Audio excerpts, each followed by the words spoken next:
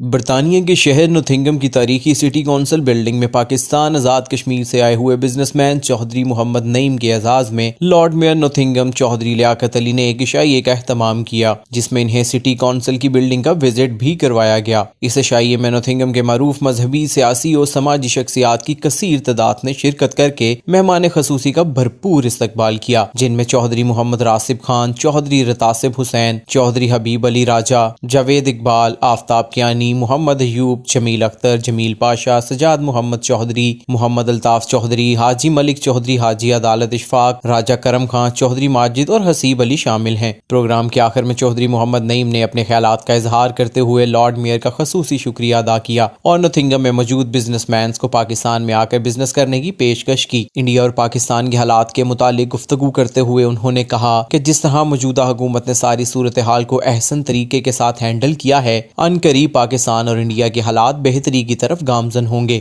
میں سب سے پہلے لارڈ میئر لیاقت صاحب کا، جو نوٹنگھم کے لارڈ میئر، ان کا شکریہ ادا کرتا ہوں، اور اس چیز کا بھی ان کا شکریہ ادا کرتا ہوں کہ جنہوں نے مجھے صرف ٹیک سے نوازا، اس چیز کا بھی شکریہ۔ اور اس کے ساتھ ساتھ میری کافی ان سے بات چیت ہوئی ہے اور معلومات ہوئی ہیں نوٹنگھم کے سلسلے میں۔ اور دوسرا کہ ہم نے یہ جو ہمارے ساتھ بزنس مین ان کے ساتھ آئے ہیں، ان کو بھی ہم نے کہا کہ ویلکم، پاکستان کے اندر بھی جو لوگ بزنس کرنا چاہتے ہیں ویلکم۔ اور میں نے یہاں آ کے کافی چیزیں سیکھی اور کافی چیزوں پہ بات ہوئی ہے کہ یہ کس طرح میٹروپولیٹن کام کرتا ہے۔